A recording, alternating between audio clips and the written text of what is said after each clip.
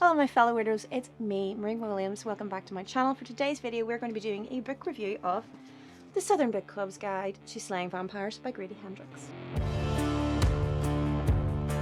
Hey guys, so I was very honoured that Quirk Books sent me an advanced reader copy of The Southern Book Club's Guide to Slaying Vampires, and I have to say, oh my god, did I love this book. I think it is definitely my favourite book that I've read this year. It is so good. Let me get into it. So basically this is if like Desperate Housewives and Buffy the Vampire Slayer had a baby. Essentially we are dealing with a slow southern, nothing happens there kind of town where our main character is a girl named Patricia, and her book club, they're all housewives. They all have similar issues in that maybe their husbands aren't as attentive as they once were. Patricia's husband's a bit of a workaholic, doesn't really pay much attention to her or the children. Her children are becoming teens. She doesn't have anything really for herself, and the book club becomes a lifeline for her.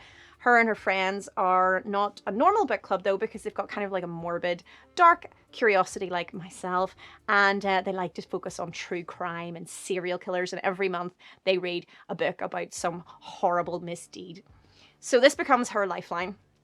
Her husband's kind of getting further and further away from her, and then out of the blue she gets attacked by an elderly neighbour. The neighbour bites her, and she is kind of traumatized by this, but hears that the neighbour's nephew is now kind of he had come back to try to nurse his great aunt to health, and now the great aunt's obviously passed after this attack, and she goes to sort of offer neighbourly assistance to him even though his aunt attacked her, and she immediately feels drawn to this man. He is charming and attractive and attentive, and he kind of looks at her, I guess, in a way that her hubby hasn't in a while, and she feels kind of an instant connection with him. She helps him is fitting in the town, but slowly she starts to realize there's something very wrong with this guy, something a bit Bundy-esque. He obviously has secrets, dark secrets, and over time she starts to realize that it's not just that he's some psychotic criminal, it's far worse. He's a vampire. And obviously, what do you do in that situation? Like, your friends and your family are hardly going to believe you that a vampire's moved in down the street. But she now realizes, and he knows that she knows his secret, and it's only a matter of time before her children and the other children in the neighborhood are under threat, and she has to try to find a way to fight and slay this vampire. Hopefully with the help of her book club, because he has his eye on the book club as well as her family and her friends and everything she holds dear, but she's not going down without a fight. So that's essentially the kind of storyline of it.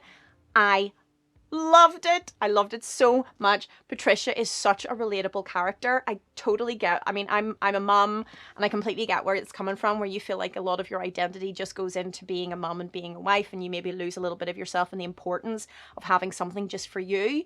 That's what my YouTube is. That's what my Instagram is, and my writing. That's my little thing for me, because if you don't, I feel like you genuinely kind of lose a part of yourself. So I understand how important that would be to Patricia, and how awful it would feel if that was under threat, if something was coming for that, as well as her family. Obviously that would be awful as well. I understand the hardships of, your children maybe not being overly appreciative, and your husband maybe not being overly appreciative, and I get all that. And yeah, I totally saw where she was kind of coming from. I'm not a housewife. I really admire people who can stay at home like that. I can't. I need to get a break in work. But yeah, I completely I related to her hard. I really liked her.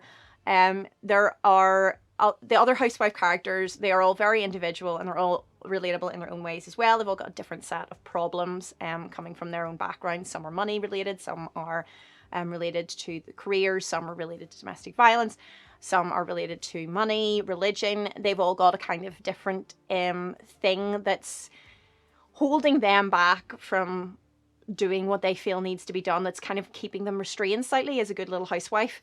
And so it's about Patricia breaking free of not just that, but obviously of finding herself and finding the strength that she needs and that she knows is in there to like take this guy down and to stop him hurting anybody else, especially the people that she loves. So I really like it. There are points where I get super frustrated when I was reading it because it is kind of real and the characters are like, oh my God, you know, when the housewives are being totally belittled and like dismissed by their husbands, I was like, I just wanted to pull my hair out.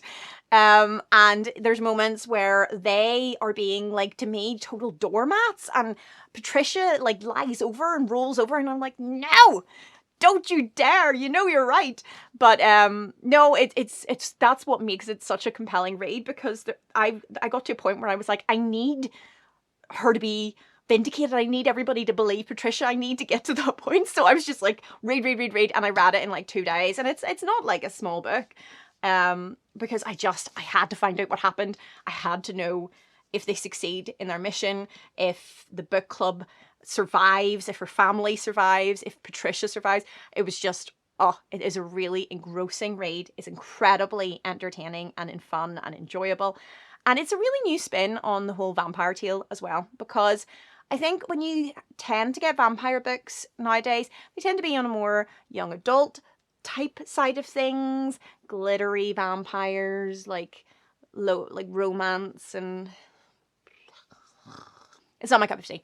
But this is, I think if vampires were real, this is a pretty realistic version of what an actual vampire would be like, I think, of how they would integrate into society and how they would go unnoticed and be able to carry on feeding and doing what they need to do. So yeah, no, I was really impressed with that. It made it seem all the more possible and real. I mean, as far as vampires could go. So again, I mean, testament to Grady Hendrix's writing. It really was an incredibly believable story, if that makes sense, for fiction. And I was just written for Patricia from the very beginning. Like, I really was so rooting for her so hard. And I genuinely love nothing better than a book where you want that main character to so badly to do what she needs to do to achieve her mission, to make her journey to find whatever her fate is. And you're just like, oh, really rooting for her, cheering for her when you're reading. And when there's moments where they're put down, you get really genuinely upset. When they screw up, you get really frustrated. And when they succeed or when they achieve something, you're like cheering inside your head as you're reading. That's what this kind of book was like. It was just a really honest to God joyful read. But what I want to say, it is still a horror book, guys, okay? So whilst everything I said sounds kind of like fluffy, the horror aspect of this is still very real. The vampire is creepy. The things that he does is awful. The way that he feeds is really like, make your skin crawl. He is a very good bad guy. He is just awful in every way. And he's got that sort of Norman Bates plastic smile, like, I'm a totally innocent guy, what could you ever think badly of me thing going on. But and yeah, a lot of awful things happen to good people in this book, so don't be fooled into thinking that it isn't a horror and that it's not going to have that satisfying fear and the satisfying scares and the satisfying gore, because that is all in there. It's just done in a really kind of real world and unique way. And I think that's what makes it such a successful book. So it is 100% a 5 out of 5 for me. If I could give it 50 out of 5, I would. I genuinely can't emphasize how much I love this book.